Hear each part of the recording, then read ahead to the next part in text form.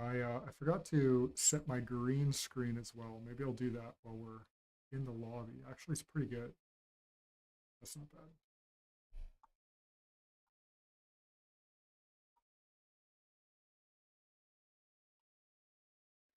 We will get the stream started in about 5 minutes. We'll try and start at roughly 4 o'clock promptly.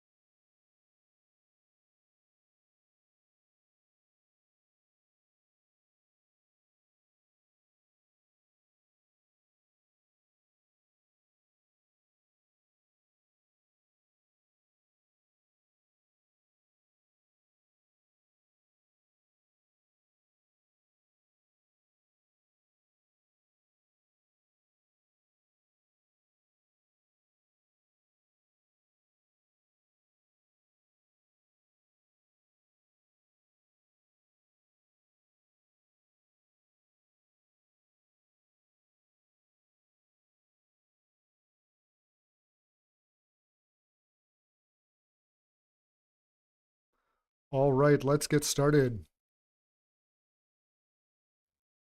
What am I missing? I'm missing my own face. There we go. Welcome to the live stream. We have some special guests today for a very special stream. We've got Jeff and Cinder. How are you guys both doing? Should we both answer at the same time? Yep. Yeah. 3, 2, 1. Excellent. Yeah, we're really good. Sweet. If you guys will notice on the live stream, I'm in a different area. We've entered into some sort of future cyberpunk arc. I'm no longer in the dwarven mines. So this happened. I don't have an explanation for it, but we'll retcon something in the future. Thank you to everyone for joining us on the stream. Today we're going to be watching The Hidden Meaning of Bioshock, a video I recently made, and I brought two of my very well-informed colleagues to discuss it with me. I probably shouldn't throw this at both of you guys at the same time. We'll start with Jeff. Have you watched it at this point? Yep, I watched the video last night. It's actually my first exposure to Bioshock. I've never played the game. Haven't played the game. And Cinder, what about you? I've watched it twice, so one more than Jeff, and I also have never played Bioshock, but I'm super familiar with your hidden meaning of series and more important, the foundational underpinnings of Luciferian inversion. Excellent. Yeah, I guess to set this up a little bit, this video, it's doing okay. I released it last night, and it's got more views than my lowest performing video, so that's a good sign. It's also my most disliked video so far on this channel. It's getting a lot of, like 80% thumbs up, 20% thumbs down kind of thing, something in that ballpark. And I think that it hit some algorithm,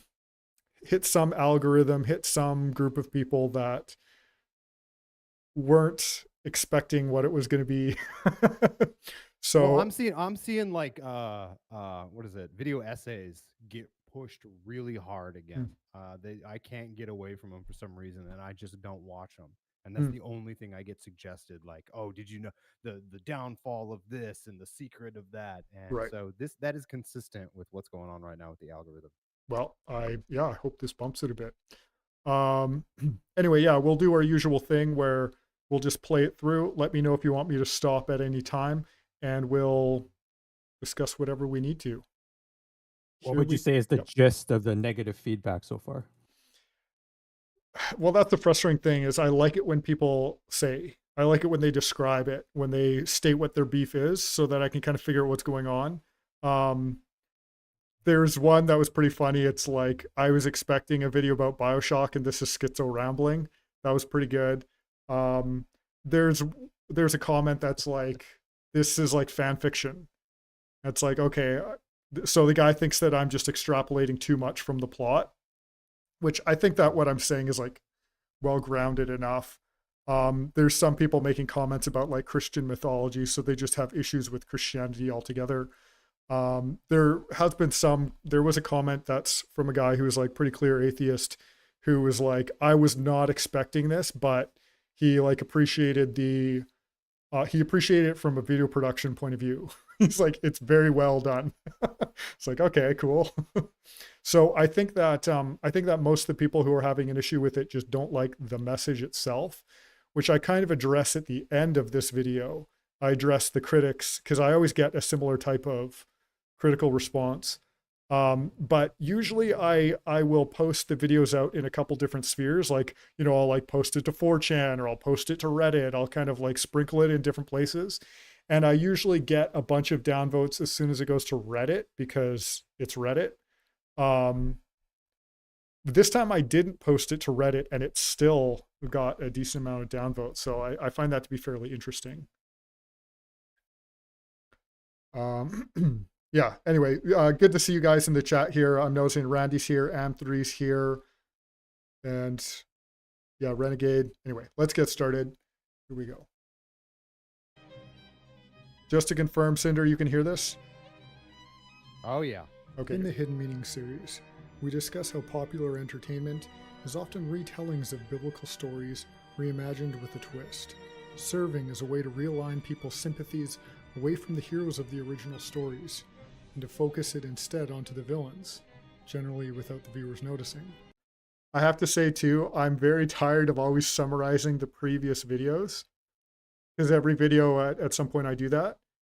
But I'm trying to like, I don't want to do the bait and switch. I don't want people to think that they're just coming in for a Bioshock video essay where I'm going to say, hey, here's the plot of the game and here's what I liked about the game. It's basically like a review. This is something completely different than that, right? It's the anime recap. Hey, I lost the sound on it. But I can run it on my other screen. What number are you at? What's your time code? You lost the sound. I'm at 28 seconds. It's probably going to be pretty tough, but I'll just say every time. All right, let's go. Okay, here we go. Among what we've discussed so far has been a forbidden object giving the main character the knowledge to become like the man upstairs and prevent him from restoring his creation to its intended design 3 days later. A fallen being collaborating with an ancient Leviathan to fix a planet before transcending back into the heavens. An effort to thwart the god of time from resurrecting his followers and defeating him in the afterlife to prevent him from returning to the world. Holding back a flood and disobeying a being called Elohim so that a digital intelligence could become worthy of a physical body. Inheriting the world as a transhumanist embodiment of all human knowledge and culture. Finally, we discussed a world that was corrupted by a gift from an ancient race of beings, where the protagonist merges with the hive mind of these beings in order to cleanse the world. Well, Bioshock has its own hidden meaning, but unlike the previous stories discussed in this series, this one engages with an interpretation of one of the Bible's least agreed upon passages, relating to a verse often glossed over in churches, despite having severe implications about how people view the history of the world. But before we go there, let's dig into what Bioshock is about. Players control Jack, who emerges... Yep. Yeah, I just want to point out that this Luciferian foundation that's laid is it basically nothing. It is nothing but a cobblestone street of doubt.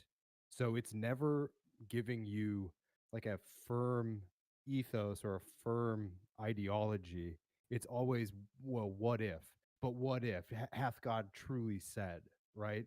It's always this counter narrative. It's never an established thing that you can dig into. It's always, like you always say, it's always an inversion. Right, yeah. Yeah, at the end of this video, I go into the sort of like the rhetorical question where it's always, did God say? Or what if everything was actually the opposite, you know? Yeah, this is all our post Matrix life. Like we've all been boned by the Baudrillardian post structuralism right. that. Right. I will also point out to people that if you're a little bit confused about the format of what's happening today, because maybe you're newer to the channel or you haven't seen too many of these live streams, what this is this is it's a pretty involved project that I have on another channel. We're watching it now, and you can see it on this monitor here, but if you want to actually watch it without us talking about it and everything, I'll post the links in the chat. You'll be able to find it at some point. So if you can't see the subtitles, if any of it's cut off because of the formatting and everything, just that's what's happening, and we're giving our takes on it. But that being said, what you were saying about how they don't have anything to like necessarily add, I do find there is an element of creativity though sometimes. Like sometimes the effort of inverting can require a fair amount of creativity in and of itself. And sometimes they're pretty clever with it in that respect, but it's not like a new story.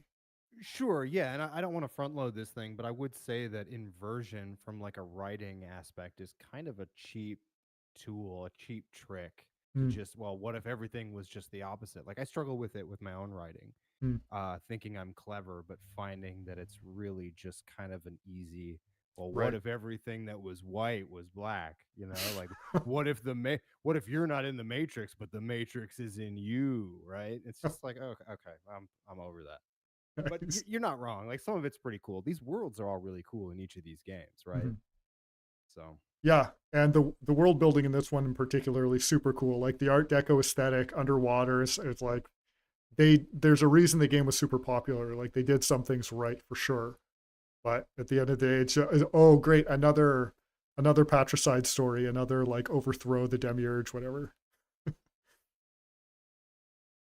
As the sole survivor of a plane crash in 1960, he finds himself in Rapture, an underwater city originally envisioned by Andrew Ryan as a utopia free from government oversight and societal constraints.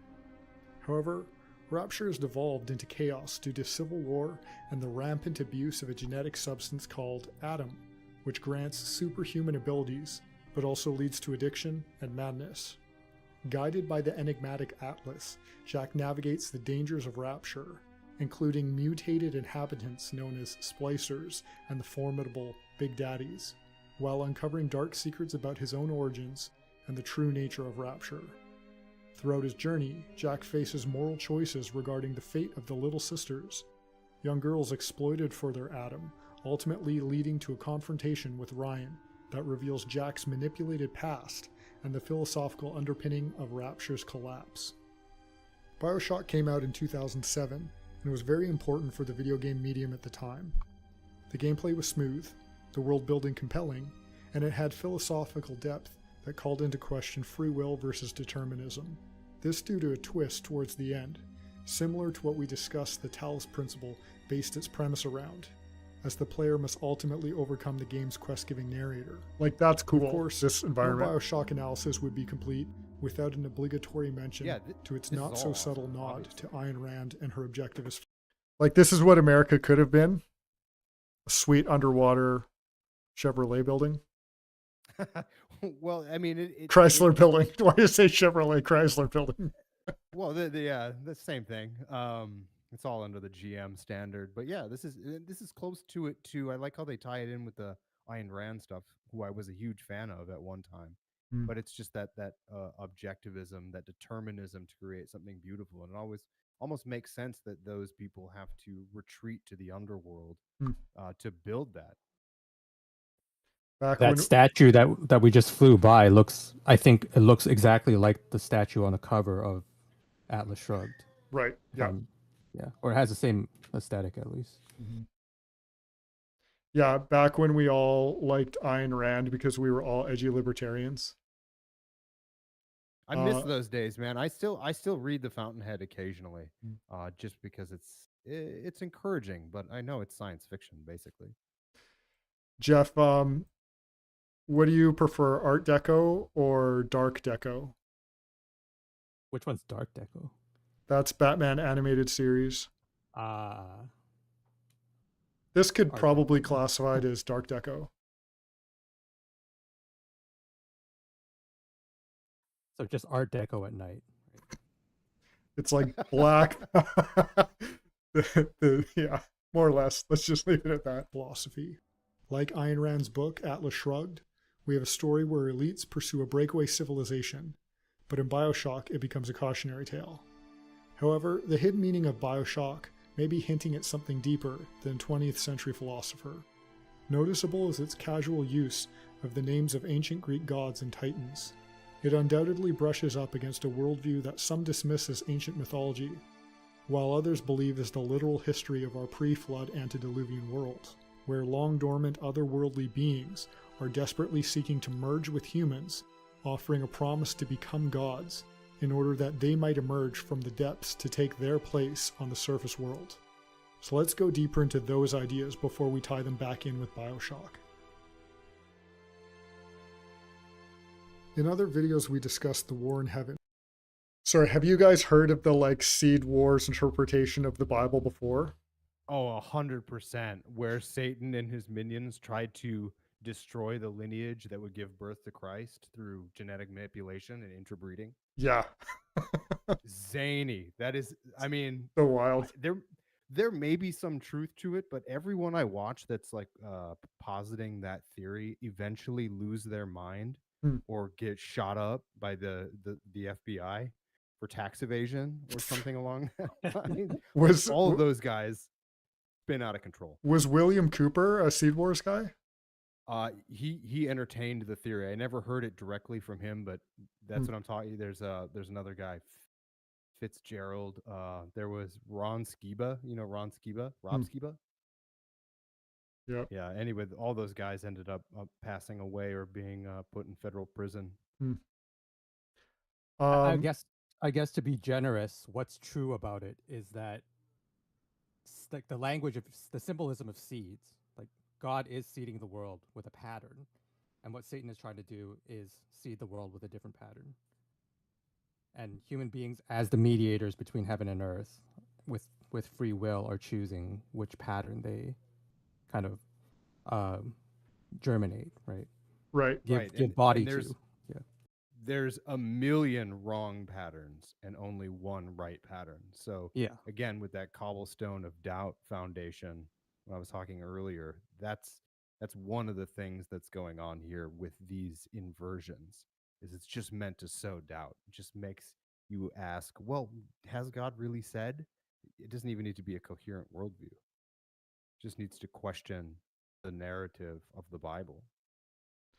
I had heard I'd heard of like a heretical interpretation of scripture before, the serpent seed doctrine, which was like, I it's been a while since I've looked into it, but if I remember right, it was that the tree of the knowledge of good and evil and the tree of life and everything, those were metaphors for like the forbidden fruit was Eve sleeping with the serpent and creating this whole other bloodline, whatever, right? And then that's where serpent seed people usually are like, oh, well, that's like black people, or oh, that's that's the dude, that's RH negative. Don't you understand that? Right, whatever, right? That's the direction that some of those people will go in.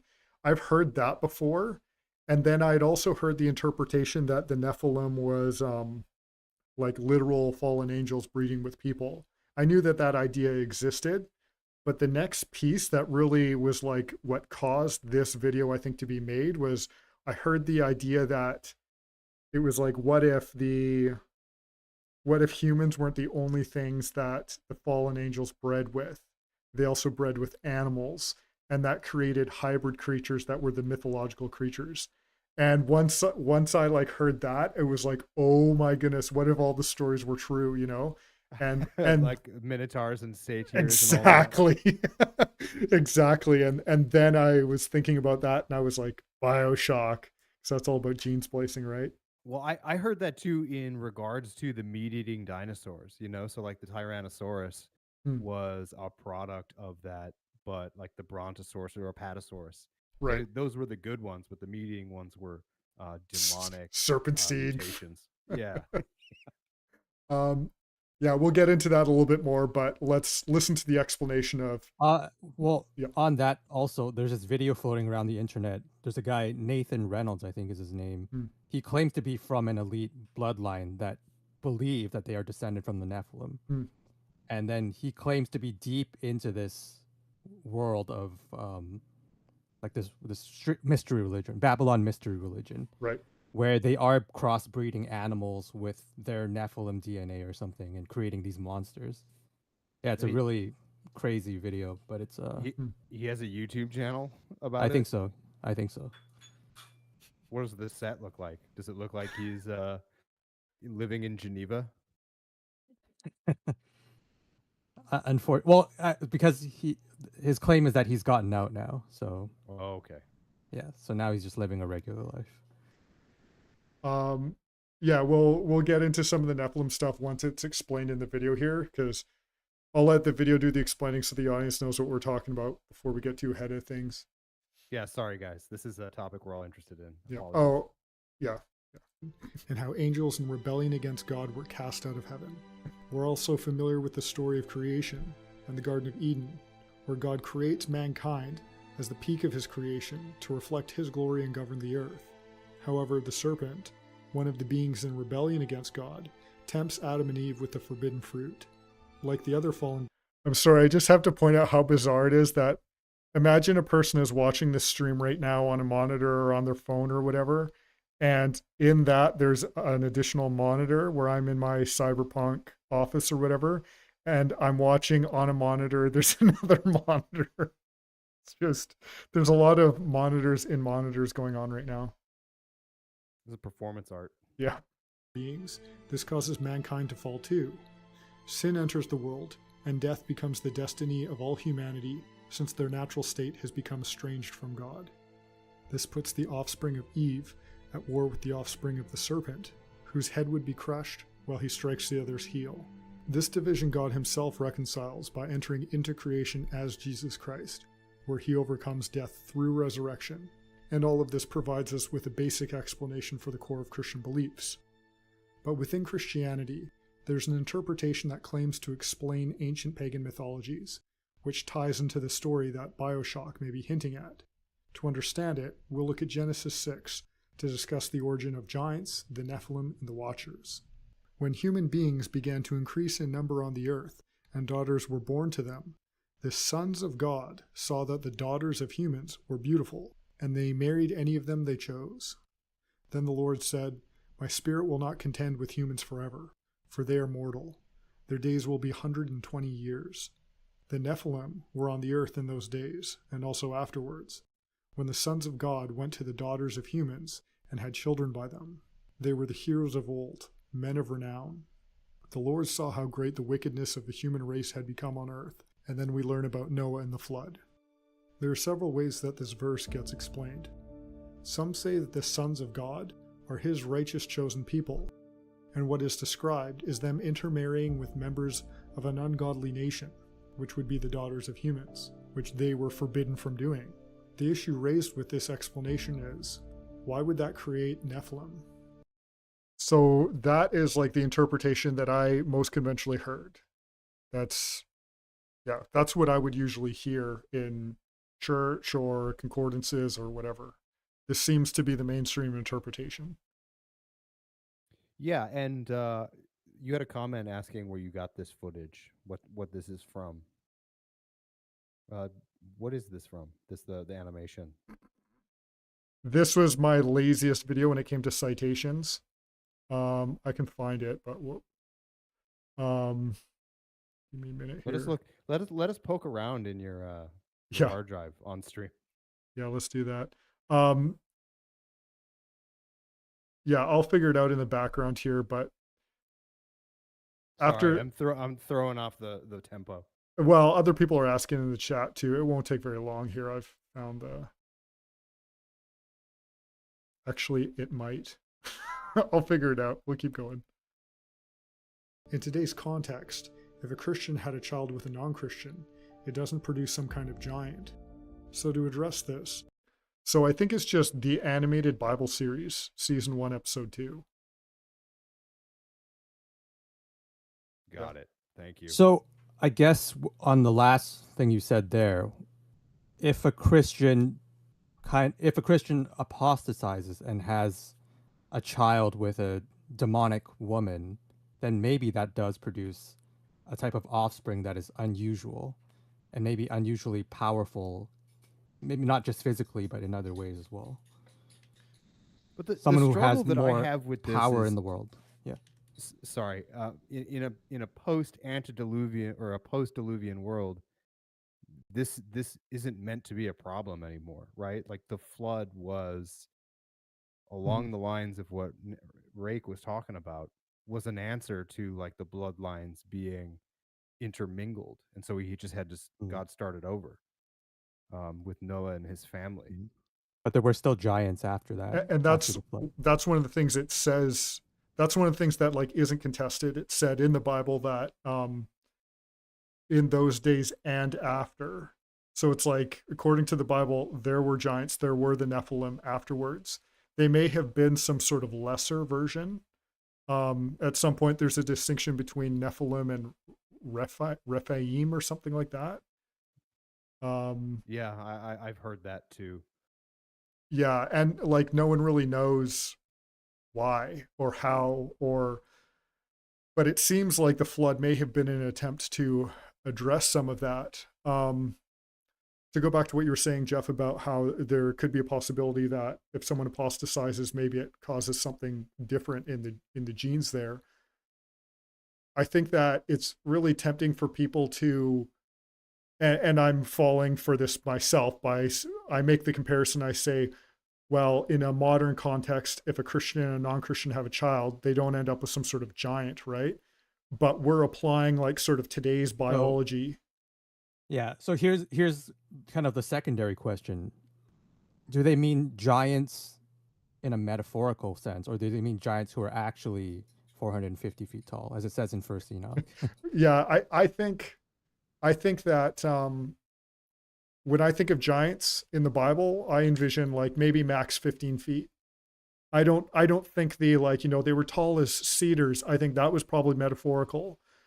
Cedar Okay. trees or whatever. I think that was probably metaphorical, but when they start describing like the actual lengths of the Mhm, bed and stuff, mhm. and like a person having a spear that weighed a certain amount and everything, um, I think that's kind of like the ballpark that we're talking about Mm. there. Some people think Well, that, well, a giant is like a 6 foot tall person back then because everyone was mm, like 5 feet tall. So if they were 6 feet tall, they were probably like a giant. I don't think that's the case. I think we're talking about like because actual giants. because in a metaphorical sense, giant could also just mean a really powerful person, like Nimrod, for example, right? Someone who has great power in the world, great ability, capacity to act on the world. Right. Yeah. But Well, that, but in this case, sons of God, the interpretation is generally sons of God. The sons of God are the descendants of Seth, and then the daughters of men are the descendants of Cain. right. So maybe the descendants of Cain were particularly large, like physically large, and in that case, the interpretation would make sense, right? Yeah, maybe. But now the distinction though there is that, so if descendants of Cain, like if they were breeding with other descendants of Cain, you would think that that's where the men of renown would come from. But here it's explicitly saying the sons of God and the daughters of humans. That's Yeah, what's that's a good causing. point. So it's Yeah, something about that combination. yeah. Huh. Anyway, some go a step further and say that key members of ungodly nations were demonically possessed as a way of explaining why something unnatural occurred to their offspring. Still, some go beyond this, which is relevant to our analysis of Bioshock. Sorry, and that always seemed like a bit of a compromise to me. It was like, well, okay, it's not just that it's um, the line of Seth and the line of Cain. It's it's like the ungodly nations plus demonic possession. That's what's making them giants. And it's like, well, that still doesn't really like explain anything. Like if a person's like possessed by a demon and they sleep with someone and someone gets pregnant, you don't just get a giant from that. You know what I mean? So I always felt like that was just a bit of a, it's like that's basically the same idea as the previous one, but it's trying to be something more miraculous. Yeah, there's no source to really test these theories, and to even start to try is too Yeah. dark. Yeah. Am3 says the question is splicing no longer possible today? I think that, well, we obviously still have gene splicing today, but personally, I think that it's occurring somehow differently. Well, assuming that, I don't even know, honestly, I don't even know whether I believe in like Seed Wars theory or whatever. I don't really know. But if that's what's going on, I think it Well, would be happening in a different way. they are putting artificial DNA in certain unnamed injections that are becoming widely available on the market. True. You could have the strength of a grown man and a little baby. Since angels are described in the Bible with the ability to engage with the tactile world by eating food and going to war, perhaps that is not all they could do.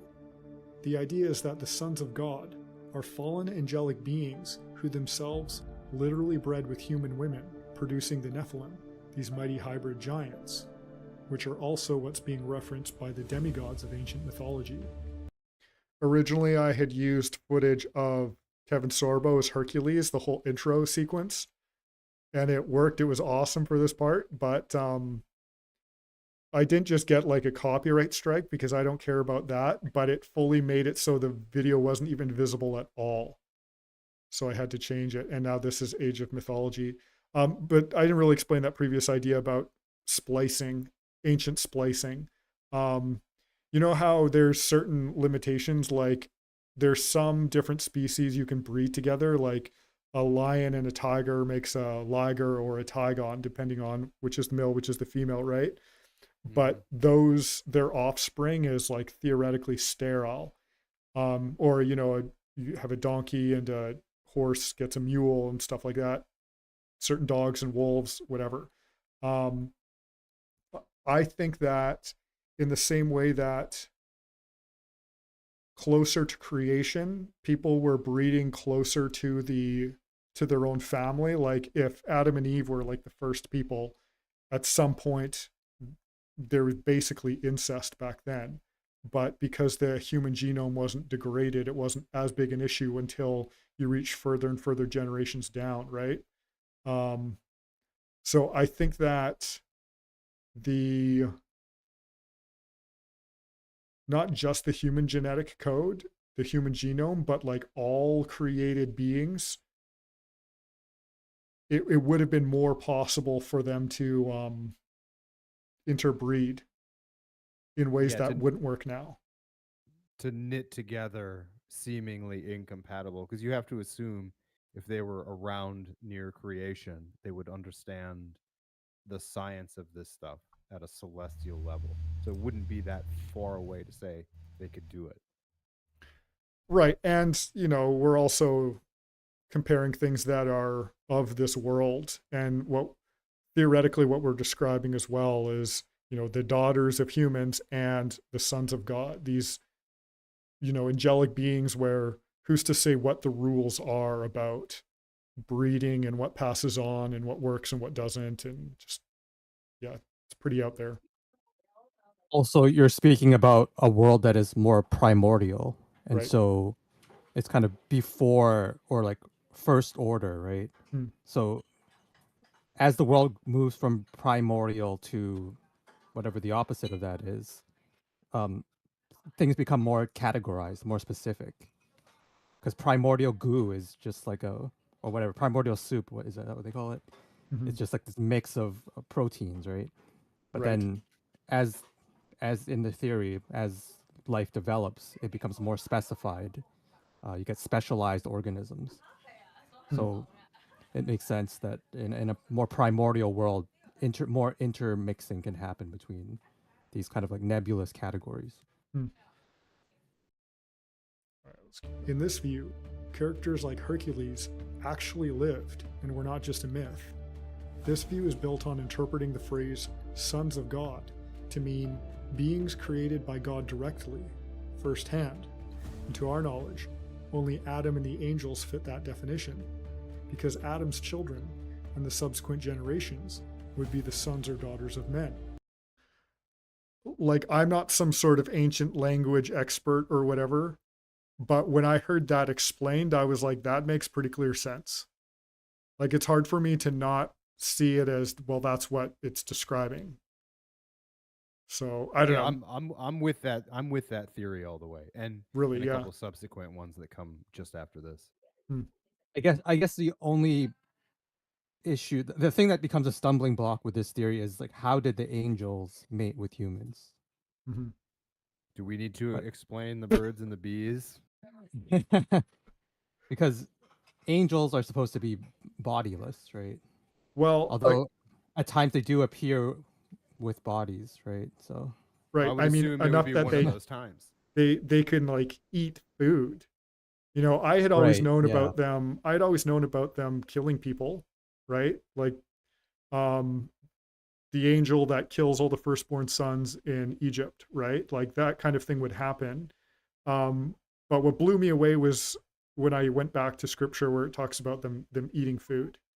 And it's like, okay, that's a whole nother layer. There must be some way that they could like phase in and out of our reality or something. I don't know. But Yeah, or the angels that came to eat at Lot's place in Sodom. Like they exactly. sat down to eat, and they were so pretty that the boys were back in town wanting a piece. Yeah. Yeah, so I guess if they were able to do some of those other things, they were able to engage in other acts, right? I guess.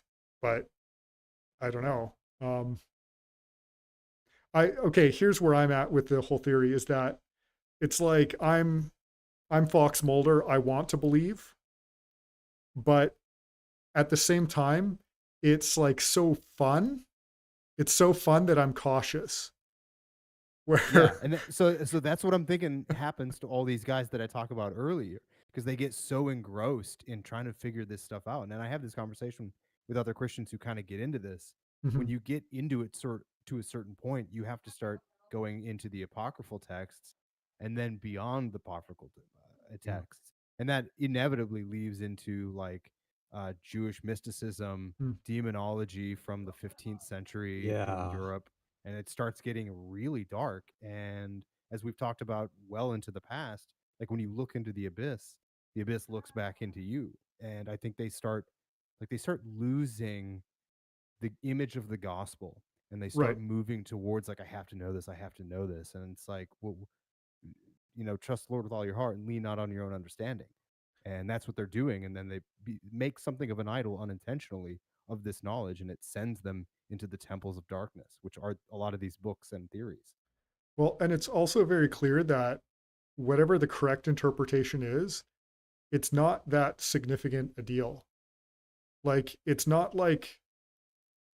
um it's not like the Bible is written from the perspective of some sort of, well, I was going to say some sort of like genetic battle, but it's like, well, the Old Testament kind of is. um Yeah, to a certain point, but Mhm. there's a genetic component, but it's not the point of it, right? right, yeah, the fact that it even needs to be addressed through some of the apocryphal texts. And to go back to your point there, like I've noticed too that a lot of the people that I was listening to about some of these ideas, I was very confused about why it is that it was never like they were just on board with Seed Wars. It's like, oh, and they're big into Bigfoot and little gray aliens and insectoids, or there's like this Yeah, whole other yeah, the mythology. reptilians. Yeah, And where it's I'm only a matter of time before they get into gang stalking. Like, I'm being gang stalked. well, and it's just like I don't understand how those things connect. I can open my mind to some of this and be like, yeah, some of this makes sense, but the rest of where they're going, it makes no sense to me at all. And I say that I want to believe, and I know that where that's coming from is, again, it's just like it's so fun. It's like I want to believe that Middle Earth is real and that Lord of the Rings like actually happened, and this is just a couple thousand years later. That would be fun, but that's not the same thing as it's like you don't Right. It's determine the truth based on what you think is the most fun for your lore. right. It becomes escapism to turn us away from the reality of the WEF. Yeah. Oh, Yeah. don't worry. It's all just Well, lizard people. yeah. I mean, it is kind of this like eternal temptation in the back of your mind to start disbelieving every single narrative that you've been fed, right? Yeah. Because if this group can lie to us, then anybody can lie to us, and then it's like I Then can it's only everybody's lying to us. yeah, and that's basically the problem. It comes down to that. At the end, everybody's lying. Well, and Right. then And it's just a kind of reverse psychology where it's just what everyone else says, I believe the opposite, and that's my worldview. It's like, okay, that's dumb. right.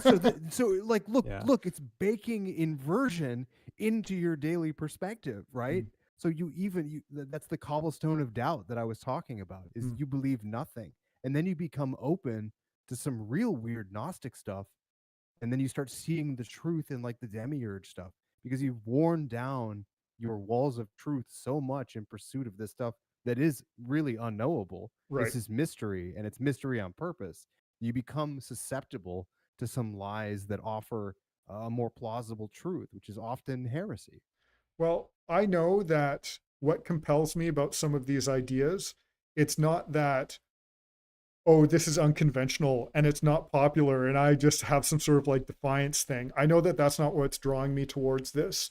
Um, the big kind of like kicker for me was going into the going into like the Enlightenment and just realizing how much of human history had a more like medieval mindset and how much different our ways of thinking were.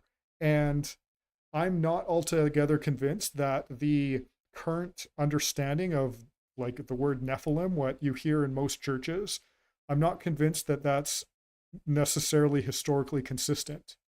And From what I understand in Hebrew, it actually just means the fallen ones. yeah, fallen ones, right? Yeah. But there is a very distinct word where it's like it's pertaining to beings created by God, which again only applies to Adam or angels. At least that's the argument, right? And I'm not in a position to know like the exact Hebrew, the codex says blah blah blah blah blah, and people will get into like really far into that kind of stuff that I can't follow, right? That's where the academics argue about it. Um, but it seems like at a certain point, the church's main argument was just, oh well, that's silly. The idea that angels and humans bred together, that's just silly. So we don't believe that. And it's like, okay, but that's not really like an argument. That's kind of just like what the atheists do with the whole Bible, where they just act incredulous and go, they kind of just scoff and say, oh, can you actually believe it? And it's like, okay, well, I'm not interested in that as an argument, because if it's just a matter of it being hard for you to believe, then that's your own problem. Do you know what I mean? Like that's kind of more where my ideas are coming from with this stuff is Like you would want a more thorough argument than that's silly. yes, it's like let's talk about the actual origins of the words, you know? And admittedly, it's like it does make a kind of sense to me that all these different mythologies would have all these different stories. And I could be on board with there being a lot more truth to it than what we kind of figure now, where it's like, oh, well, they were just speaking symbolically, and everyone else back then was kind of just dumb and afraid. And you have Jordan Peterson's idea of a dragon that was just like the thing that you're scared of amalgamated into one psychological archetype. Yeah, I'm totally for total Carl Jung death in that regard. He is dead, though, right? Probably. Yeah. Yeah, no, he is dead, but I just mean ideologically. Right. Anyway, let's keep this moving here. So the sons of God and the daughters of humans is ruling out that the fathers of the Nephilim were human. And perhaps humans weren't the only things these fallen angelic beings bred with, giving us an explanation for the origin of other hybrid monsters or cryptozoological creatures told in the mythological stories. So suddenly a minotaur, or the bird-headed Egyptian god Ra, is given a literal explanation. And since mankind was supposed to govern the world on God's behalf, by giving their daughters over to intermarry with fallen angelic beings in rebellion to God, it would allow their hybrid offspring to establish a hereditary claim to Earth, undesired by God. These creatures would then set up kingdoms, with humans worshipping them for their apparent supernatural qualities, as if they were deities themselves, with these kingdoms inevitably descending into all manner of violence, human domination, and sacrifice. So it's no surprise that God decides to send the flood to reset creation, since his creation was not just being corrupted morally, but also all the way down to the genetic level, through all kinds of strange cosmic interspecies gene splicing, perhaps even as a demonic attempt to thwart the prophecy of God defeating evil by coming to Earth in the form of a human, by attempting to destroy or corrupt the human genome itself before Christ would arrive. So the flood destroys everything except the uncorrupted flesh of Noah and his family, as well as the animals led to be stored away on the ark. After the flood, on a smaller scale, you still see. And that's why there's no meat-eating dinosaurs anymore. Yep, they all drown because they couldn't let them in. You guys have never been to the Ark Experience in Kentucky, right? No. Okay. I've heard it's cool. It's rad. I went with some of our guys a couple of years ago, and the coolest part of it was just standing like 600 yards away from it on the outside and just looking, because it's huge. You're pretending that you're like a little rabbit and the flood's coming and you're like, oh, I need to get inside. Yeah, I was pretending I was Tubal Cain, rushing it to try to break in. Thank you, Darren Aronofsky, for your impeccable work of cinema. Giants, and some say that this was from a second incursion of interbreeding. Others say the genes were transmitted through Noah's daughters-in-law. Or some would say that the giants just outright survived the flood through air pockets and caves. Either way, after that, the nation of Israel, still having a pure human bloodline, so long as they followed the... I know I'm pausing this a lot. It never occurred to me too, just how the Tower of Babel came after the flood. How much of that was probably a fear response to the world being flooded, where they're like, okay, we need to create high ground fast, because what if that happens again? Instruction to not intermarry with other nations and worship their gods would go around claiming the promised land and reestablishing God's earthly... Sorry. This cartoon now, I used to own these videos when I was a kid on like VHS. It's like Great Adventure. This is Great Adventure, but not the greatest story ever told or whatever the... No, this is like Great Adventure Bible stories where there's the three kids who travel back in time. Travelers. Yeah. I was amazed at this scene. I had to cut parts of it out because I was like, this is too gory. That was Hanna-Barbera, man. Does he get decapitated after this? They don't. Well, that's what happens, but they don't show it exactly. It's like super bloody, and I was like, man, no wonder I was such a hardcore kid. I was watching Bible stories. The dominion that's given over to humans, killing giants along the way, the most famous being David against Goliath. They wipe out the people who were still interbreeding with otherworldly beings and sacrificing their children to demons. However, since humans are incapable of following God's law, the nation of Israel too abandons him before Jesus arrives, making salvation available to all individuals who follow him, removing the Israel-Gentile distinction. From there we get increasingly speculative. The Nephilim bloodline continues to spread, but becomes diluted enough that their existence becomes myth and fairy tale that is believed by few, despite perhaps them still existing today, which is why you hear rumors of creatures like Bigfoot, or claims of US soldiers... What are those names that you have popping up on screen there?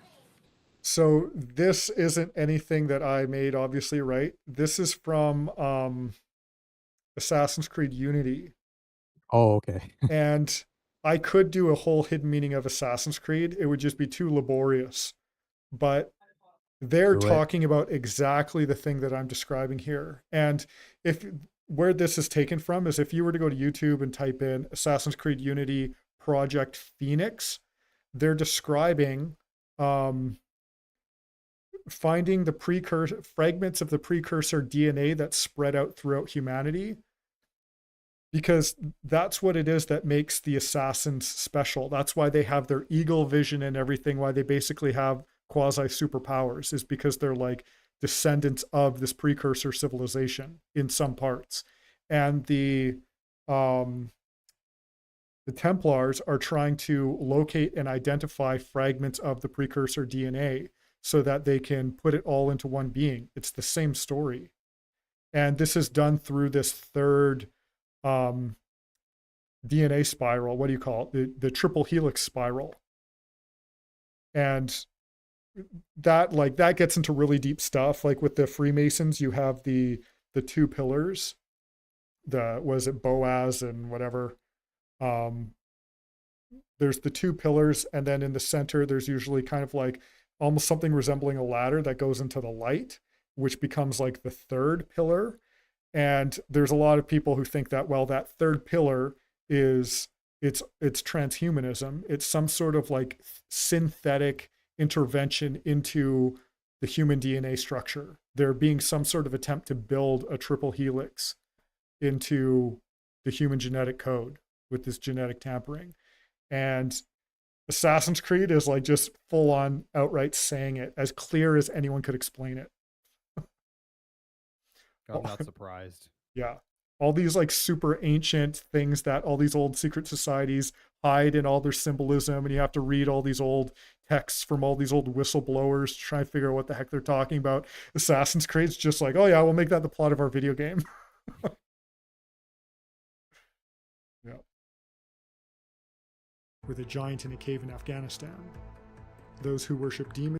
Oh, sorry. Yeah. So the names are just like fictional characters from Assassin's Creed that supposedly had precursor DNA. and secret societies attempt to preserve forbidden knowledge, as well as the Nephilim bloodline still found in some monarchs, while mapping as much of the human genetic code as they can get their hands on, looking for traces of Nephilim markers. Additional are those who use the forbidden knowledge that they're guided to by the disembodied spirits of the fallen beings, which shows them how to create advanced technology in order to clone an undiluted Nephilim into the world from the fragments of the Nephilim DNA found in the aggregate of human genes, eventually leading to the appearance of an apparent godlike being, the Antichrist, the beast who is given the dragon's authority described in the book of Revelation.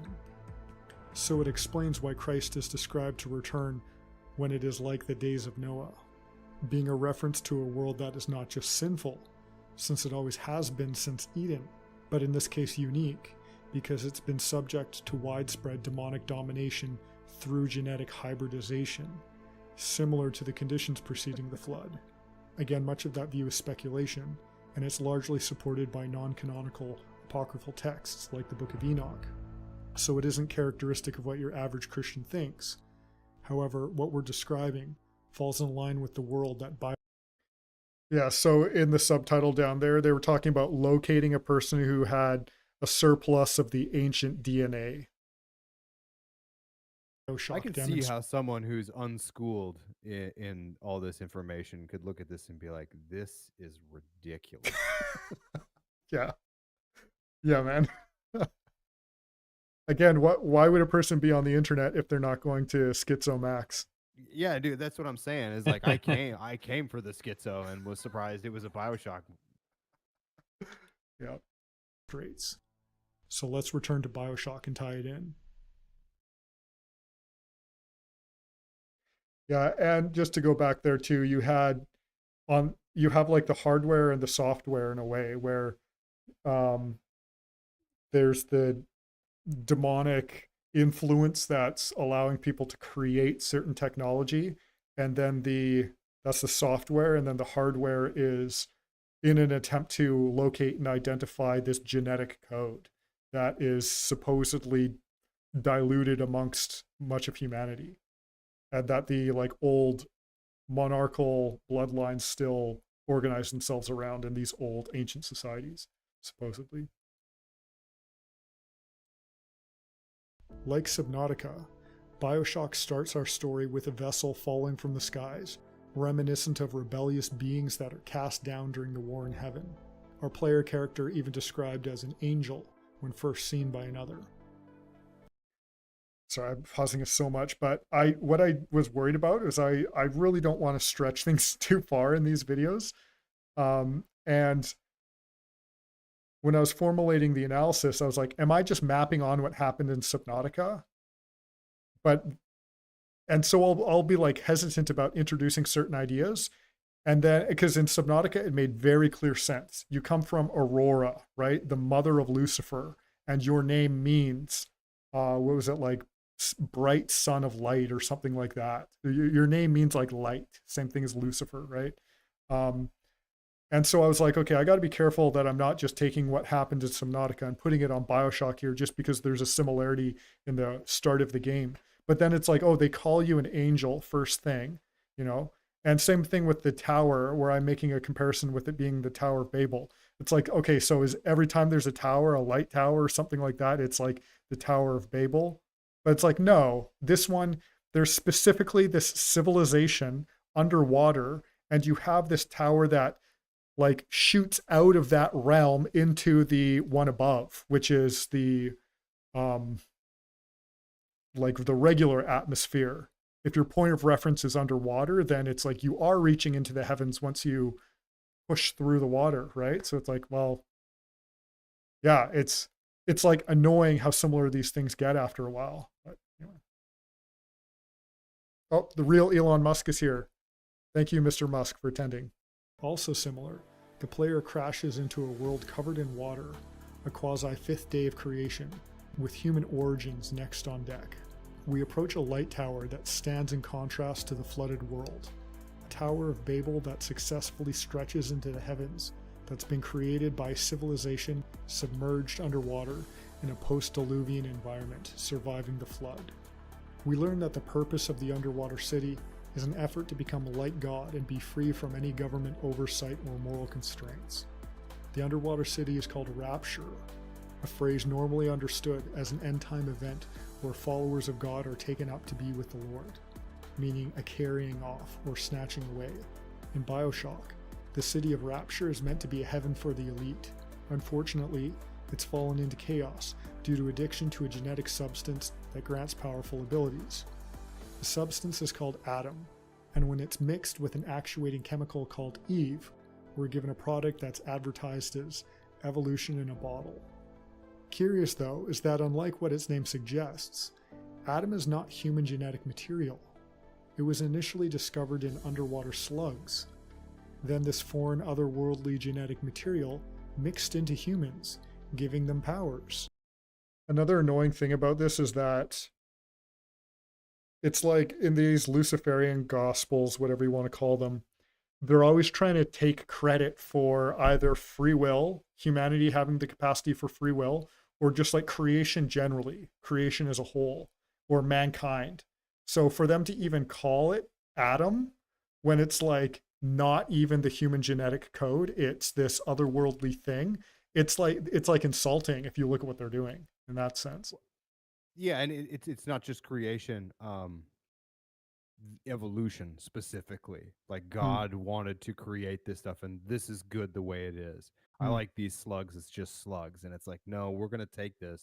We're gonna give you superhuman powers. You will advance and grow strong in knowledge and power because of evolution. Because what God created was the kiddie pool, and we want to put you in the deep end. Right.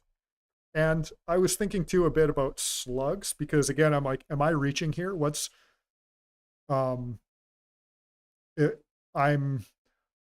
comparing mixing slug DNA into humans, underwater slug DNA into humans, with humans breeding with fallen angels, right? Like, is that a fair comparison? Is what I'm kind of like analyzing. I think so. Well, Yeah, it's foreign DNA, right? It's a foreign element pulled from what is essentially on screen there a fat snake.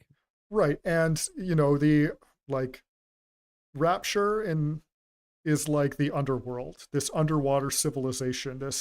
It's both like an kind of like utopian version of Hades that has gone awry. You could think of it that way, right? But specifically a slug, I was like, why would it be a slug?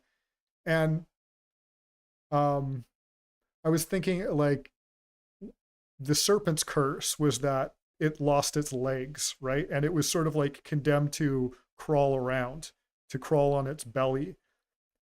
And I was like, well,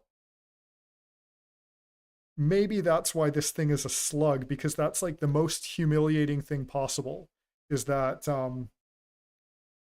it's like a way of expressing that it was like humiliated. I don't know if I explained that very well. I could see the slug also being, because it is a fluid animal. Mm-hmm. So fluidity has a symbolism of breaking down categories or creating ambiguity. So just like the serpent is a fluid animal that lives on the edge of dry land, which tempts Adam and Eve to kind of go beyond their scope, right? Because they're to name the beasts of the field and the flying the birds in the air, right? But they're Right. not to name. They're not never told to name the sea creatures or the creatures that are outside the bounds. And so the serpent kind of lives on the edge of the bounds as a fluid animal that's kind of almost amphibious, right? Right. And I guess a slug is like that too. Mm-hmm. So it's like this animal that presents the possibility of like transcending, like quote unquote transcending categories. Right. Yeah, and Dark of the Dark brings up a good point. He says they chose a slug because it's a low creature that has to crawl on the bottom of the ocean. So it is sort of like the ocean version of an earthly serpent. Yeah. Because a snake in the water would just be swimming around. And this has to be something that is like as low as possible. M3 says, aren't orcs in Lord of the Rings spliced from elves? I think they're like corrupted beings, right? Or they're elves that have essentially been corrupted. I can confirm that via the Silmarillion that has corrupted elves in the service of Melkor. Yeah. But apparently, according to Rings of Power, the orcs are just heckin' wholesome, and they just want to have a family, and they don't want to go to war, and they're essentially just like you and me. They just want Medicare, dude. That's Yeah. all they want. They just want full dental. Yeah, so open your Some of them, borders. some of them might be engineers and doctors. For That's all we know. right. It's one of those things where it's like, why are they always like identifying with like the insects or the orcs or like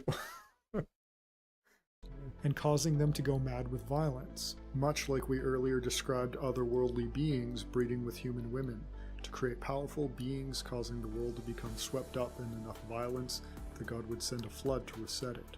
Throughout the game, the remnants of this genetic material is harvested from the corpse of the humans who had spliced it into their genetic code. By collecting this material, the player character can gradually aggregate these powers into themselves to become an apparent godlike being. And again, I'm sure you can see the parallel with what we described earlier. This genetic harvesting comes from young girls who have been genetically modified to host the underwater slugs internally. They are, of course, predictably guarded by hybrids that are, for all intents and purposes, giants. You're eventually instructed by the game's quest-giving narrator, Atlas, to confront the City of Rapture's creator, Andrew Ryan. Like a god. I was thinking about so in the story, you guys haven't played the game, so you wouldn't know as well, but the small girls, they're referred to as little sisters, and their guardians are referred to as big daddies. And they don't actually have any relation to each other. They're both just like, they're both unrelated people who have been genetically modified to have different functions.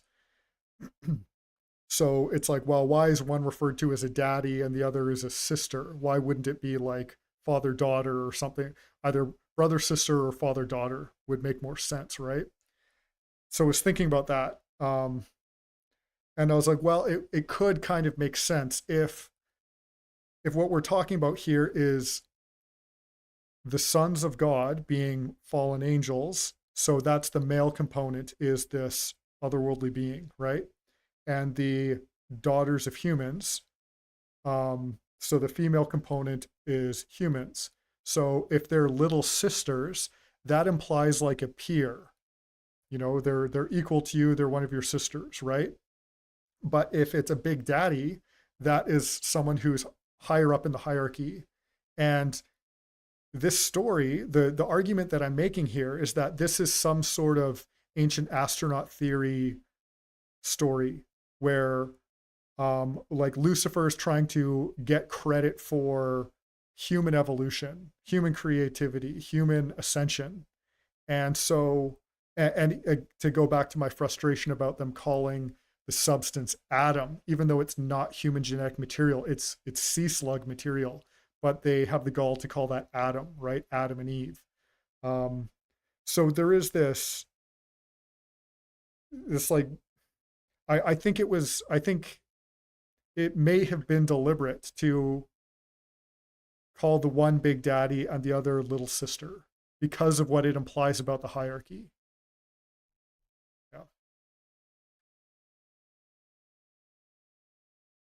Yeah, Sending the flood to cleanse the earth. Sorry, what was that? I'm with you on that. You're told that Ryan plans to self-destruct his own creation, Rapture, since it has spiraled into a monstrous mockery of what he intended. To get to Ryan, you must travel to an area called Hephaestus and plant a bomb to overload a circuit in order to break into a door. So this is going to be a weird tangent. In the chats here, we're talking about the chicken of the sea. I was like, isn't that a Jessica Simpson quote? Here's the lore there. Matt, you might be a little bit too young to notice that, to know about this, but Jessica Simpson, the pop star, she was once married to a member of another pop group, 98 Degrees, one of those people. They had a TV show together that like showed people their marriage, and everyone discovered that she was like a total idiot. And at one point, she thought she was eating chicken, and he's like, "No, those are like fish sticks. It's fish. Look at the picture, even on the box. There's a fish." And she's like, "But it says chicken of the sea." She thought it was chicken, and it was fish. So that's where that reference was coming from. This is significant because in Greek mythology, Hephaestus was the god of fire, considered the craftsman or blacksmith of the gods. It is he who Prometheus stole the fire of the gods from, giving it to humanity in defiance of the king of the gods, Zeus. This is relevant since that story has often been compared to an interpretation of the Garden of Eden, where the serpent, rather than being an evil tempter, is depicted as a heroic Promethean figure, credited as humans' liberator for stealing the fire of intellect and free will that God wanted to keep for himself, making us like God by prompting Adam and Eve to eat the forbidden fruit. So having the player in Bioshock break into Hephaestus to defeat Rapture's demiurgic creator before he floods the world is no accident. However, when you do find Andrew Ryan, the game's big twist is revealed to you, recontextualizing its narrative. Jack, the player character, is a Manchurian candidate, a mind-controlled slave sent on an assassination mission, activated by the phrase, "Would you kindly?" How your character got to the point you were at is recapped through the rapid flashbacks of a series of instructions, all prefaced with the phrase, "Would you kindly?" Yeah, if you guys haven't played this game, I can't understate how, or I can't overstate. I guess it's I can't overstate how big a deal this part in the game was for people. Like there's been plenty of times in games where it's like, oh, secretly the quest giver is your enemy, like in Metal Gear Solid 1, oh, Lieutenant Miller or whatever, Colonel Miller, whatever the guy's name was, he's actually Liquid Snake. Oh, it's actually the bad guy. That happens in Legend of Zelda Ocarina of Time, where you open up the Sacred Realm to get the Master Sword or whatever, and you're the catalyst that allows Ganondorf to get the Triforce, right? Like, there's been that kind of switch before in video games, but the level that this game did it at, like, messed with people. I worked with a guy who, and this guy was like several years older than me, and he was totally in a rut in his life. And he played this game, and it was like it caused him to have an existential crisis and like discover like his purpose or something in life. It caused him to completely reevaluate his life and what he was doing with himself. It's like in Fight Club where they threaten the guy, and then he goes and becomes a veterinarian or whatever, right? Raymond K. Hessel. Yes, it was like that was his moment, was playing this video game. Because he thought that the character was like literally me or something, and well, he thought he was being mind controlled. It really, the way that it does it, it's a really good. It's not exactly like they break the fourth wall, but they you build a lot of trust with the narrator, and then they put you in this position where it turns out you're just like a slave, and it's very clear that you're a slave, and you're sort of like forced to watch your character go down these tracks. And because of the philosophical weight of some of the other things that they're referencing, it would be hard for a person to not apply it to their own life as well. And it's such a paradigm shift, and it's a very quiet game. It's a explorative and imaginative world that you get sucked into, and then you find yourself playing on. That it's so beautiful that the suspension of disbelief is so easy, and then you grow this trust as it's just you and this narrator, right? And the enemies. There are no real other allies, so your only ally in this turns out to be an enemy. They don't do twists like this anymore. Right. Yeah. That's a good way of describing it. This was just like, it was so big, and the lead up of everything, the whole what was it? It's a slave obeys and a man decides and a slave obeys, or something like that. And again, it would just be impossible to not see yourself in it as you hold this controller telling this avatar what to do, because you're giving it inputs because the screen has told you to, go to this checkpoint or whatever, right? So And even to this day, a lot of people look at this moment in the game like it's like the most significant event to have occurred in video game history. This and like, you know, the Metal Gear Solid 2 weird mimetic rant at the end.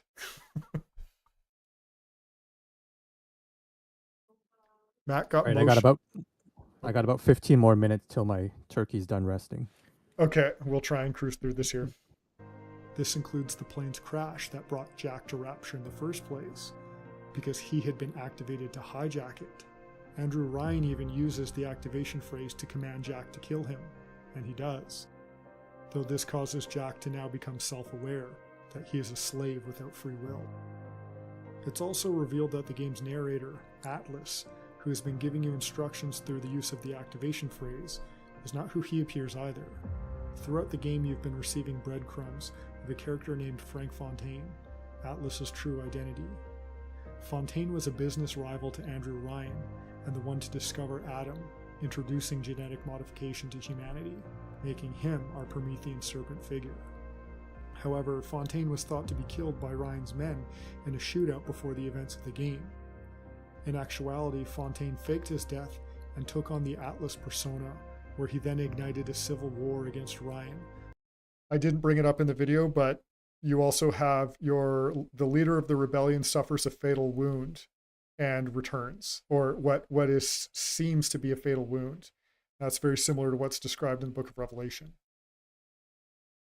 causing Rapture to fall into chaos, perpetrating his own war in heaven, but under the ocean. Also of importance is the origin of the player character Jack. When we piece everything together, Jack was the illegitimate son of Andrew Ryan from an affair. However, Fontaine corrupted Jack's development, brainwashing him and sending him on a mission to assassinate his own father. Jack had also been genetically tampered with to age rapidly and given implanted memories of an early life that never existed. While possessing the body of an adult, he's actually only 2 years old, which, when compared to the book of Genesis, could be a hint at the reduction of human lifespans that are found after the flood. And it's difficult to not make a comparison between Jack and Jesus Christ, which is where we see the inversion and the real tragedy of the story. Jack was the creator of Rapture's only begotten son. He came from outside of Rapture and entered into it to become its savior. But he doesn't enter through a virgin birth, and he isn't on a mission to give up his life to atone for humanity's corruption so that he can resurrect and defeat death. Instead, the creator's rival, the leader of a rebellion, got to him first, corrupted his genome, and sent him on a mission to commit patricide. And the player, Jack, eventually confronts Atlas, or Fontaine, also. He's become a grotesque creature due to his use of Adam, and with some help, your character ends up victorious and you beat the game. There are different endings to Bioshock, based on the player's actions, but both involve the genetically modified beings emerging from the depths of the sea to come to the surface world. In one case, it's to take control of a nuclear submarine to wage war, and in the other, it's to intermarry with humans. The tone between them is much different, but they both fit right into the framework of otherworldly genetic code in humans. So to highlight the comparisons we made, in both stories, we have a rival who leads a rebellion against the setting's creator. In both, this is done by introducing foreign DNA into the human genome, granting incredible powers, but also corrupting humanity to madness. In both, did I spell foreign wrong? These hybrid humans are initially subdued or kept at bay by either a flood, or they have to survive in an environment submerged underwater. In both, the hybrid genetic materials, you know what they say, I before E except after R, is being collected from humans so that it can all be aggregated into a super being. In both, the creator's only begotten son enters into creation. In both, the son conquers the leader of the rebellion. In the Bible, this is done by the son obeying his father and agreeing to sacrifice himself to be murdered and then resurrecting. In Bioshock, the son was genetically tampered with from birth to have no free will, and he was sent on a mission to commit patricide. He kills his father in obedience to his father's instructions, which doesn't mean anything because he had no free will in the first place. In Bioshock, the son supplants the rebellion leader as well as his father, whereas in the Bible, the rebel is defeated, the son and the father rule together as different persons expressing the same being, which is God. I'll reiterate that while Jesus Christ, being the only begotten Son of God, sacrificing himself to die and be resurrected, fits within the conventional Christian framework, the aspect where the devil and his demonic angels create monstrous hybrid creatures by physically breeding their way into the world, corrupting God's creation in a seed war, is a view that isn't commonly held within Christianity and is generally considered fringe. However, despite this, critics of this view don't often have ways of addressing or explaining the presence of giants or the Nephilim without hand-waving it away as mere supernatural magic. In some cases, the Seed Wars line of thinking can lead some to come to very strange and racist conclusions, where they ascribe the demonic genes to whichever ethnic group they have an issue with. They may say that white people were created by Satan, I'm guilty or of black that. people, or Jews, or Brazil. What's that? I said I do that. I'm guilty of that. Ascribing demonic genes to people groups I don't like. It's kind of a joke for your audience there. Yep, Halfway joke. those Brazilians. Yeah, dude. Or whoever else that day is cutting me off in traffic. Brazilians or whoever, as a way of trying to say that any group of humans is more genetically predisposed towards evil. This is certainly not always the case with everyone who holds to the Seed Wars concept of thinking, though, since the two don't have to go hand in hand. And occasionally secularists promote a concept that's similar to some of these ideas, where they say that mankind bred with aliens or transdimensional beings, which is what gave humanity our uniqueness. Rather than us being created in the image of God, they say we would have merely been animals, were it not for the extraterrestrial DNA that entered the human genome, causing us to evolve beyond other animals. We can even find this view in the movie appropriately named Prometheus from the Alien franchise. In many respects, each of the stories and the hidden meaning. Have any of you guys ever met an unironic ancient astronaut believer? Oh yeah, I mean they're usually drug addicts in my opinion, or just like 21-year-old me. Nice. Was it Ancient Aliens that won you over? Yeah. Sweet. Series presents an alternate hypothetical scenario. The Lego movie is, what if Jesus gave up on his mission to restore creation and repented to the Antichrist?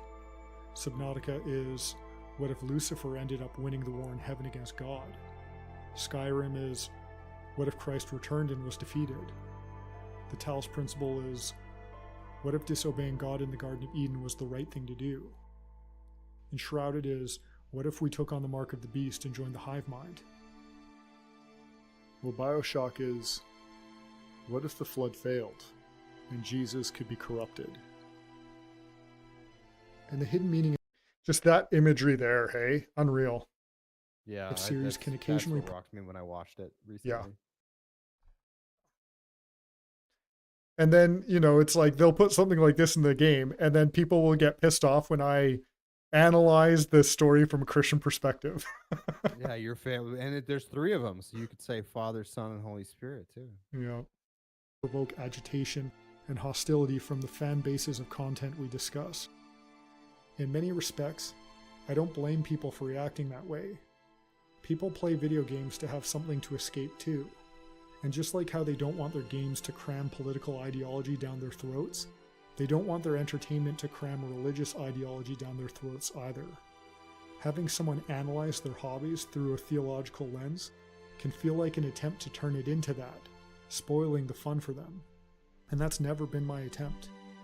I've always said that despite personally disagreeing with the worldviews of the content I analyze, I only end up thinking about it enough to formulate an analysis because I've enjoyed the product in the first place.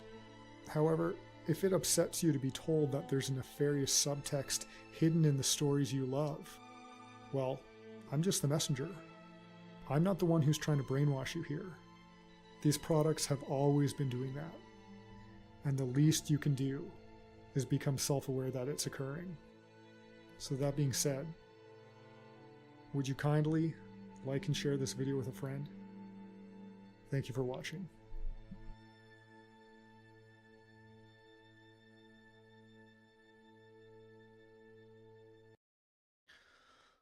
All right. Yeah, so that's the video. Matt asks, what if we're the humans with Nephilim DNA but don't realize it?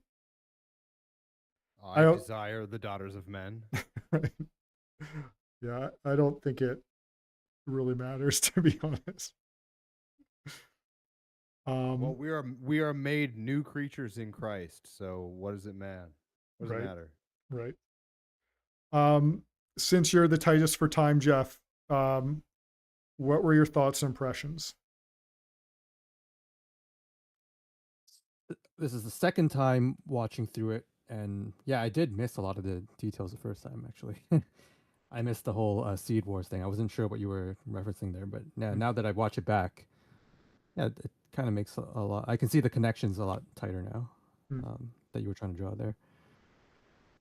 Um, yeah, again, the question is always, did they do it on purpose, or was it something, some psychological thing that we like this? There's a certain attractiveness about this kind of narrative, right?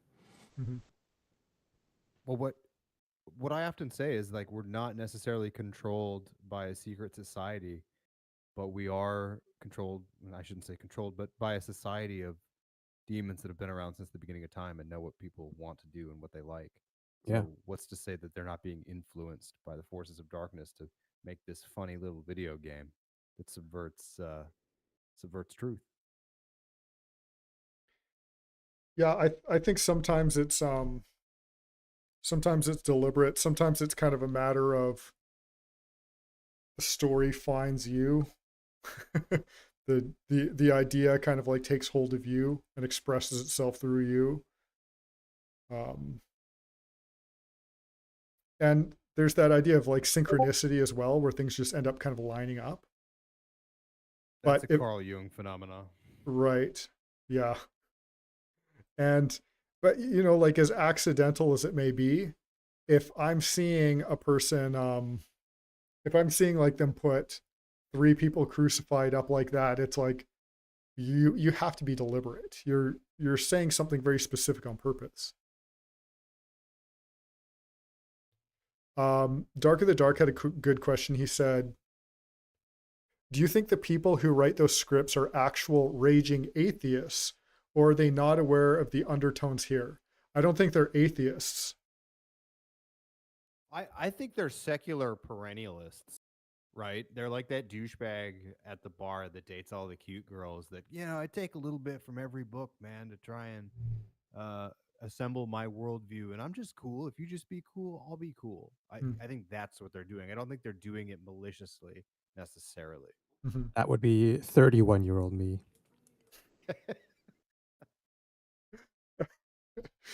So I gotta. So speaking of like the ancient aliens thing, do you guys believe in the reptilians? I've never. As a metaphor, maybe. I can totally be on board with the idea that we have the different parts of our brain, and you have like your reptile brain, and I could understand it as a reference to like this person's deep in their reptile brain and they basically don't have any humanity to them, and maybe people like deliberately going through acts to try and connect with that and dull the rest of their mind, so they're like That's teaching themselves how to be sociopaths or psychopaths or whatever, right? that's really anti-Semitic of you to say. I'm not making any of those correlations, but I can be on board with that as a concept. But if we're talking about reptilians being like an alien, like literal alien reptile people, I haven't seen any. I haven't really looked into it, but I haven't seen any like compelling evidence that's convinced me. Do you think disclosure's coming in the next couple of years?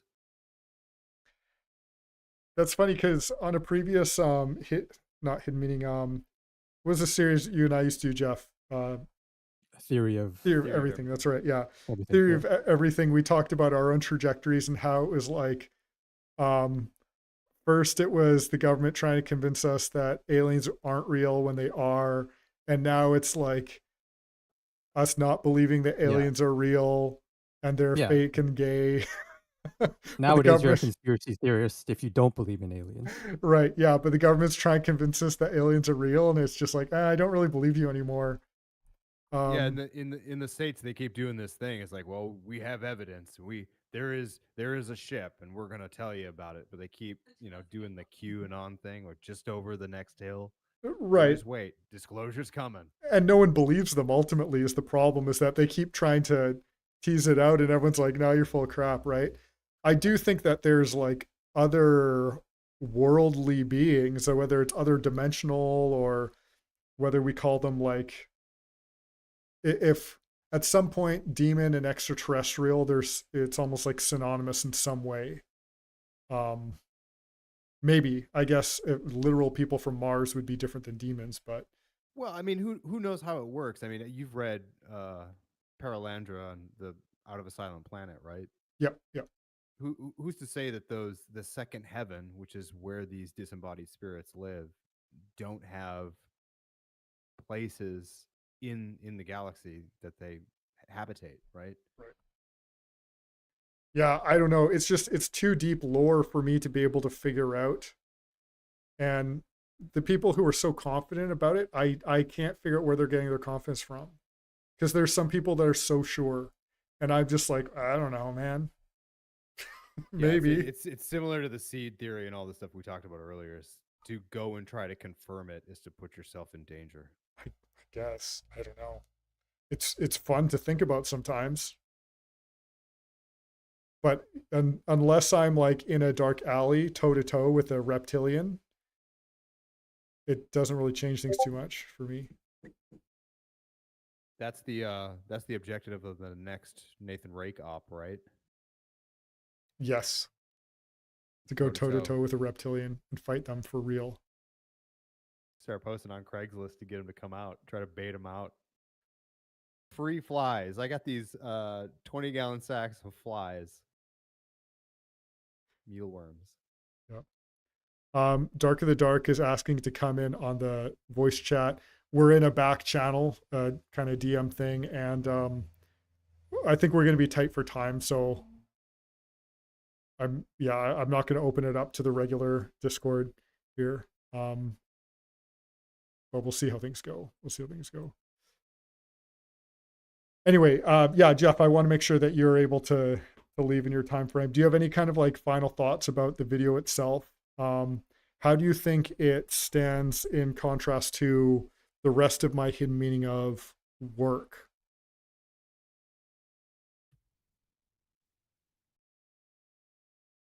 I think the one that was most interesting to me is still the Talos principle one. Yeah. Mm-hmm. I guess with this one, I kind of thought that maybe there was another way of seeing it initially, which was kind of it was distracting me, I guess, while I was thinking about that. But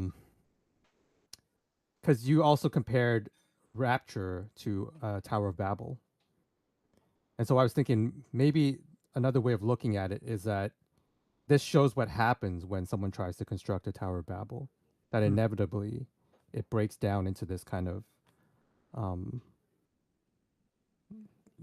pattern, I guess.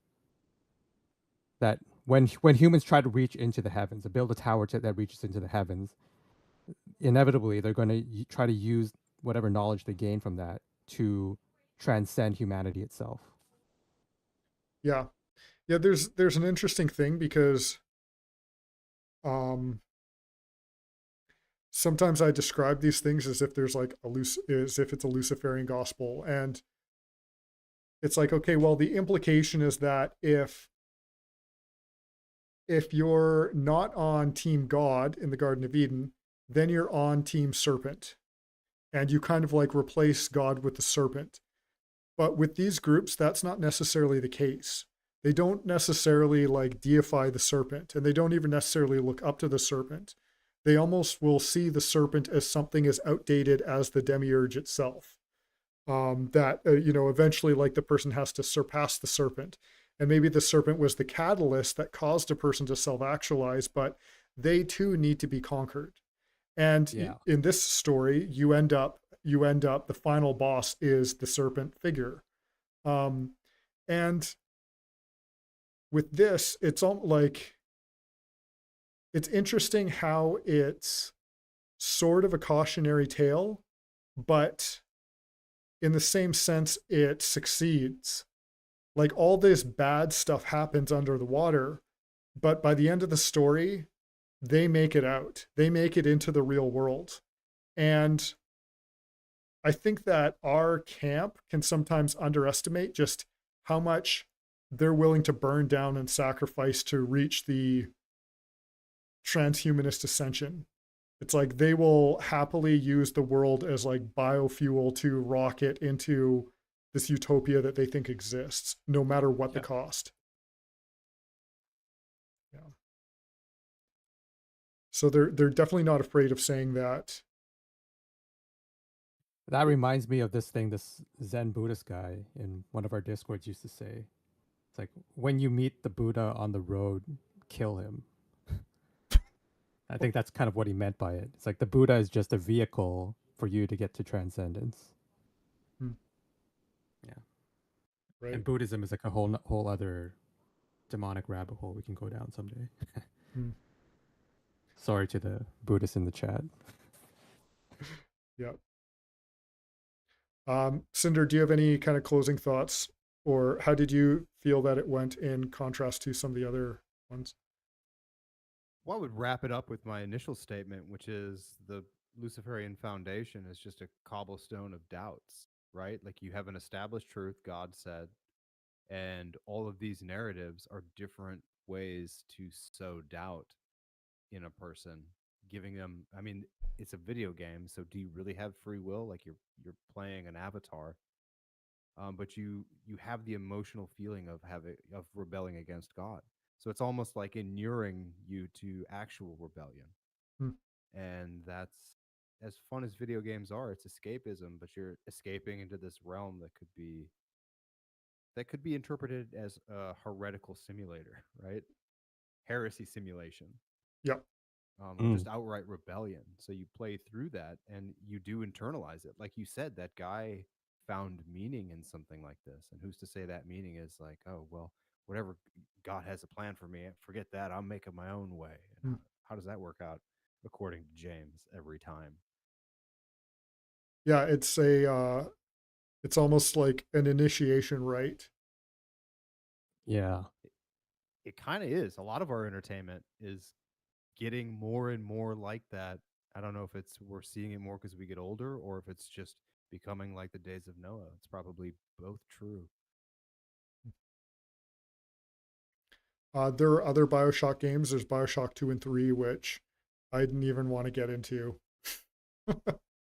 Are they? Are they any good? I know one is in the clouds. Right, yeah. Yeah, this second one is it's interesting. It takes place in the same general environment underwater. But it rather than it being a libertarian dystopia, it's more of like a communist type thing, a collectivist cautionary tale. That's Bioshock. Right. And then the third one, yeah, it takes place in the heavens, and there's different time travel, dimensional travel. It's kind of a America was founded on racism type thing. It's pretty like heavy-handed when it comes to some parts, but anyway, yeah, let's I think we should wrap it up there.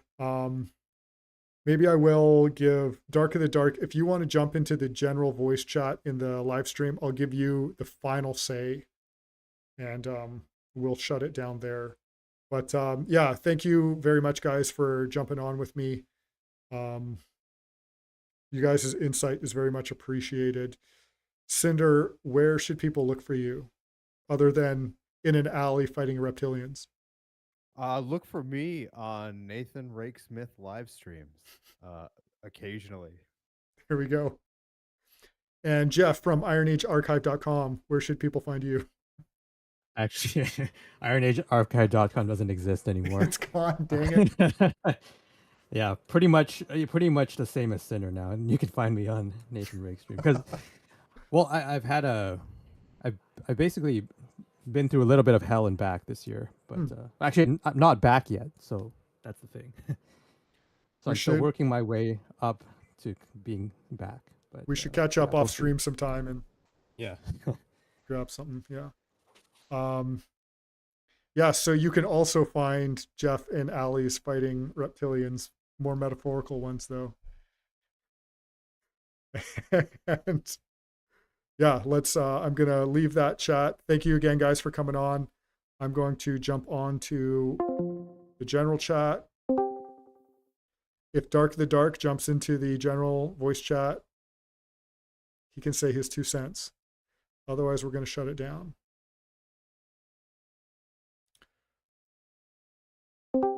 There we go. Hey. How's it going? It's good. It's good. Unfortunately, I missed like the start of the video, so I cut only like the last like 10 minutes. I can send you the link so you can watch the full video on your own time if you want to see it in the proper format and everything. But the last 10 minutes that you did see, 3 minutes, what were your thoughts? Well, it was interesting. So you're talking about like how Bioshock is basically just another game doing one of these inversion things, right? Right.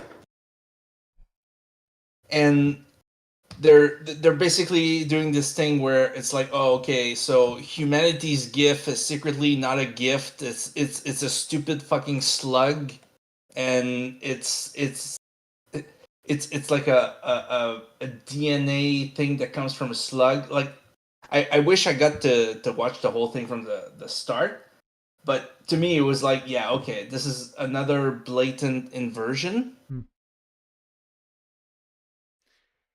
Yeah, it's kind of like trying to take credit for human advancement, you could say. Yeah.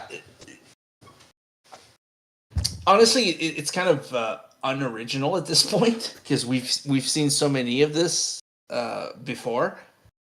They're basically trying to reduce the miracle of creation to just an accident, and then they try to make it look like it's almost like it's a mistake or something. But yeah, my thoughts are not super well formed because I haven't had a lot of time to think about it. But it definitely looks like another one of these another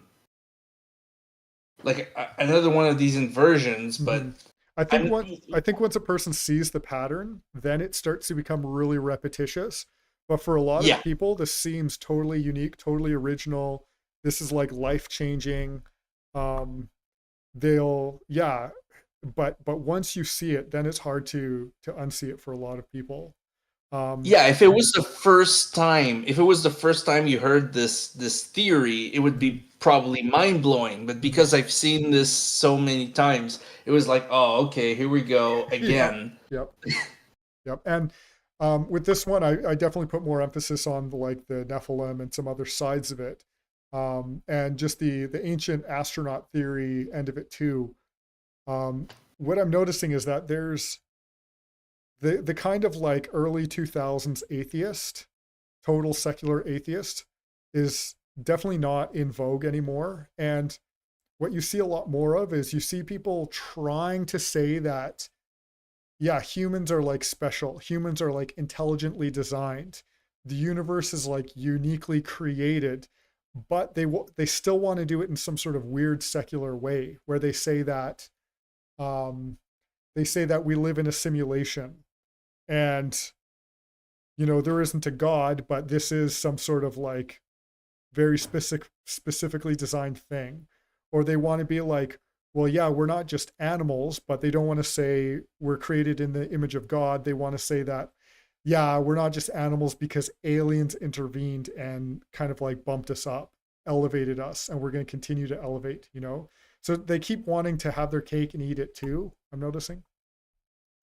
Okay, so explain me, what do you mean by secular atheist? Because I'm not entirely sure, like, what that is? So a secularist being a person who tries to, in an attempt to be unbiased, they will try and leave religion out entirely.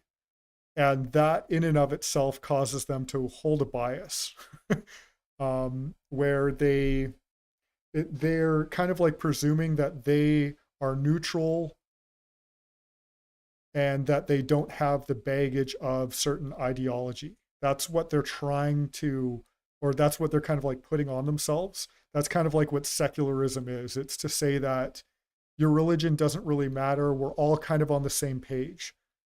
And everyone They're else. trying to be the secular, the agnostic guy from South Park. Sure, right? Yeah. And then atheist, obviously, being a person who doesn't believe that there's evidence for God. They reject the idea of God.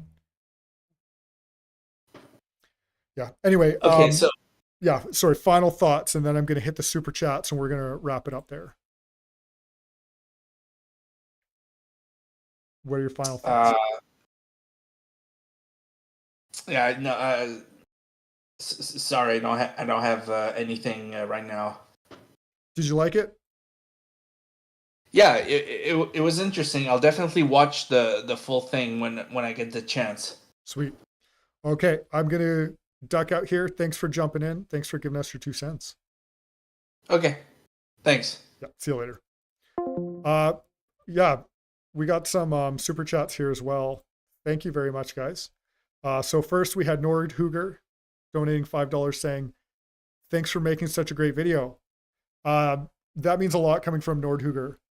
His production ability is at another level. So, and Matt has been such a dedicated supporter of mine. I really appreciate it. Anonymous says, do you have ideas for future videos down the road? Currently, no. And I always say that I thought it was incredible when I made a trilogy. I was so proud of myself when I made 3 videos. The first 3, because I thought I only had 1, which was the Lego movie. And then once I realized that, wait, I'm seeing this pattern again. And then 2. And then a third one, I was like, wow, I did it. I made a trilogy. And then this year has been the busiest year of my life. And I still managed to knock out 2 of these videos this year without even wanting to. It's just like I feel the burden of the ideas and I kind of like slowly work away at this project at night when everyone else is asleep. That's why I sound like I'm whispering always when I'm recording it. So I don't have any ideas. I don't have any intention to make any new videos, but all it takes is for something to click and for me to be like, whoa, that's a really interesting concept there. I want to explore that. I want to research this. And I want to share it. So a part of me does think that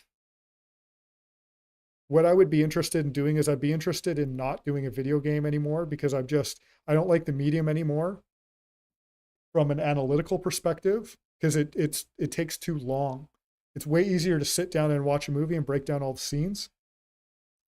But video games, just there's so many open doors.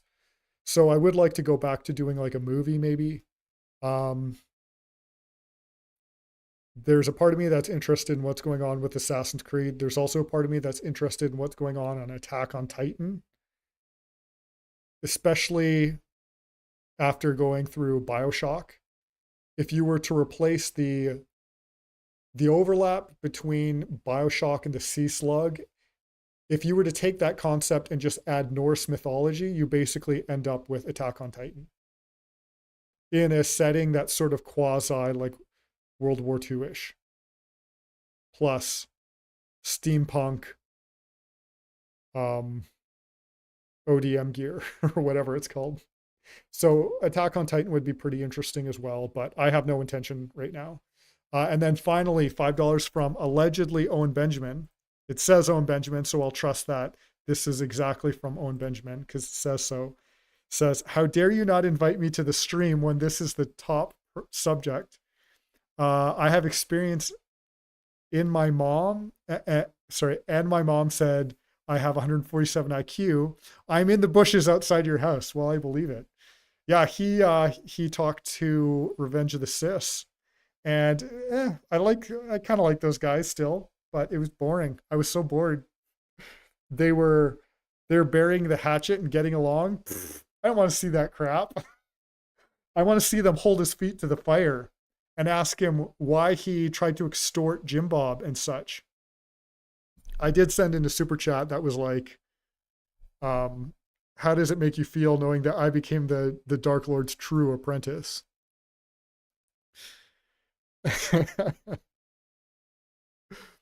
Yep. Hidden meaning of Berserk. Oh, that would be so hard to get into.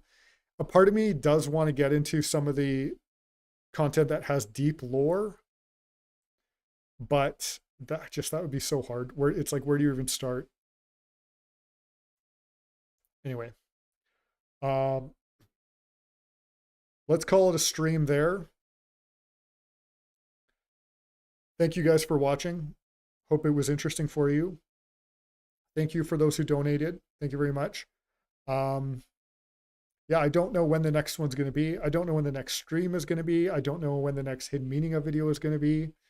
Just if I have something I think is interesting to say, I'll say it. But it means a lot to me that when I turn on the stream, there's people on the other side, you know. And the day that that stops happening is the day I'll probably stop streaming. So as long as there's people to hear what I have to say, I'll probably keep going here. As long as I feel like there's something to say too. So thank you for that. And I don't know what this background is. I don't have a backsplash or anything like that. Maybe at some point we'll invent a reason why we're here. Actually, what I should do, my next live stream should be unfinished ideas. All the times I started a project for this live stream that was never realized, there are some great ideas that I will never get around to, and I just have to accept that. But maybe one day we'll go through all of the concept, all the idea documents that I started to create. Maybe I'll explain the lore that I was starting to build with the AI and where everything was going to go, rather than actually doing it. Because talking about things is way more, everyone wants to be told rather than seeing it. I think that's how it works in movies and film. Unfinished lore, yeah. Yeah.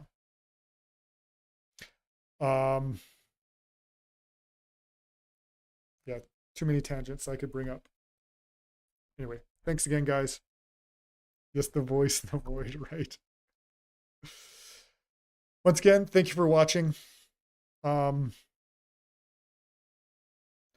says, have you seen the 2014 Russell Crowe No movie by Darren, however you say that last name? No, I didn't watch it. I heard that it was, I know that the Watchers were these like elemental rock people, kind of interesting idea. I heard that it was kind of, he was like a, what do you call it? Environmentalist or something. And there was I heard that there was a bit of a jab at God. Like God was kind of like angry and petty or something like that. But that might just be what people said. Anderson, yo, you got here just in time for us to shut down. Hey, I want you to realize that we're leaving because you came here. It's you. I'm definitely joking. We've been on for 2 hours at this point, so I'm shutting the stream down. Don't take it personal. Thanks again for watching, guys. I'm going to stop repeating myself. See you later.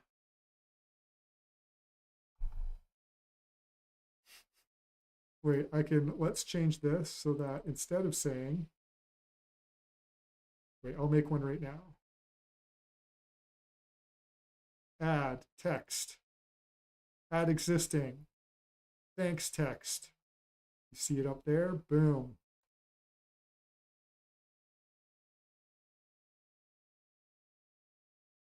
Let's make it a little smaller.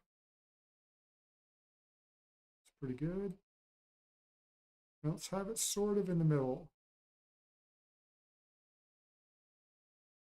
We're 2 pixels out on each side. See if anyone notices.